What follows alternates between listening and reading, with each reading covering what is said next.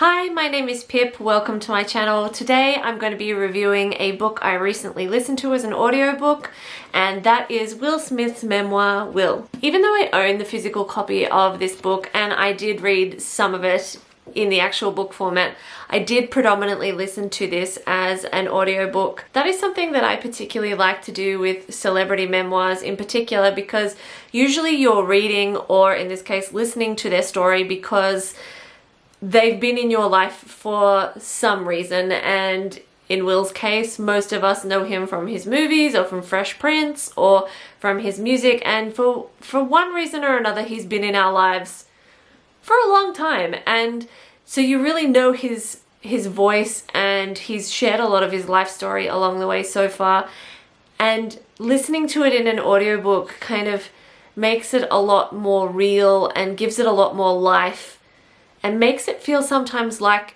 a conversation that you're having with the author. A particular example of this that I often bring up is JVN's biography and also Miranda Hart's biography.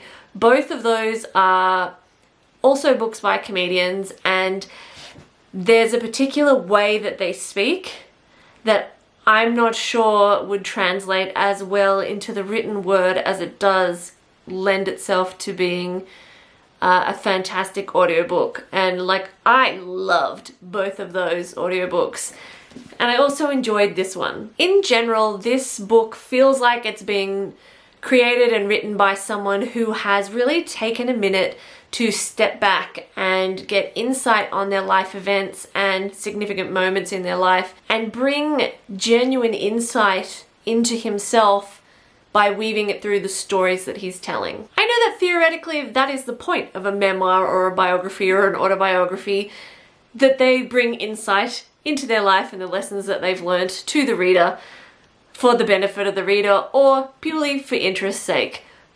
But I find that that's not always that common, that it feels like a genuine insight and where someone has really taken a path of self-exploration and self-improvement, where they've really got significant insight into themselves, that they are lifting the lid for you to see behind the curtains in a way that's more than the obvious. Will tells stories about his childhood and the toxicity of his parents' relationship and the abusive ways of his father throughout this book. And he addresses that conflict that is common of many children who have grown up in houses of conflict of some degree, where you can genuinely see the toxicity and the aggression potentially of one parent more than the other, and in this case it's his father, and have that contrasted and conflicting emotion of still being very fond of your parent. And in this case, Will still clearly adores his father and very genuinely values the lessons he learnt as a result of his relationship with his father, and as a result of some of these abusive moments, such as the story that Will has told repeatedly over a number of years about how his father made he and his brother build a wall for him out of bricks, and that they were basically child labor. But what it taught them was not to focus on the wall, but to focus on laying each individual brick perfectly, and how that's kind of guided Will in terms of learning to not focus on the big picture and get all stressed out about how am I going to make this big goal happen, but instead lay the foundations properly and focus on what you can do now that will ultimately then create a wall over time. And if you stop worrying about the wall will come. This book is filled with stories about Will's childhood, about his becoming a rapper, about Fresh Prince, about him starting to become a movie star and really kind of having a hugely successful career. And it's also about his relationships. The way the book is kind of crafted is that even though he's telling us lots of different stories that have lots of different characters, the lessons that he learned in childhood and in his early adult life, and the kind of scar tissue that was formed, weaves its way through all of these stories, and the things that he needed to learn and take from situations in order to progress and develop, or the kind of like the way he felt about himself, those things continually flared up across multiple stories, across multiple decades. And that's kind of the way he binds the stories together, so that it's not just a book telling a bunch of stories about Will Smith's life. It's quite an interesting and, I think, accurate look at how trauma really affects everything and all of your life decisions. And it's just interesting to see how it keeps cropping up here and there, and how that issue related to the demise of his first marriage, or how that showed up in issues in his second marriage with Jada, or problems with communication with his children, or how that created issues within his career, or how it just changed the way Will felt about himself, and how he felt for a very long time that he was a coward because of things that had happened when he was young, and how until he actually kind of confronted that and addressed that, those issues continued to crop up, and even now really are things that he's still dealing with. And that's kind of the human journey for all of us. But having the level of insight into himself and his issues is not really something that is that common in my experience. And the end effect is that this book kind of feels unusually honest, and like someone has done the work on themselves, and like they're letting you in. And obviously I am very aware that fame is a construct, and even Will has talked about how what we perceive to be Will Smith was something he deliberately created and maintained. And I'm sure that that is still being maintained in this book, and it is being altered in a way that he is now comfortable with in his sort of middle age period of life, which is obviously, you know, you're comfortable with different things at different phases in your life. And this book does make me feel very much that sort of that image of Will is still being honed and crafted and constructed so that we still perceive him in a way that he wants to be perceived, while also allowing us to feel like he's been open and honest with him. And I also ended up feeling a little bit like we know Will Smith to be a very deep and insightful person who is often quite open with sharing those insights with other people and the life lessons. And I just feel a little bit more by the time I got to the end of this book that Will was not perhaps as deep as he could be, and that this is a man who has done a tremendous amount of work on himself and has been very open with sharing, but it felt like the amount of work he's done on himself and the level of insight into himself that he has is probably enormous, and we only got a tiny little sliver, which is fair. You know, he doesn't owe us anything. He doesn't have to share anything.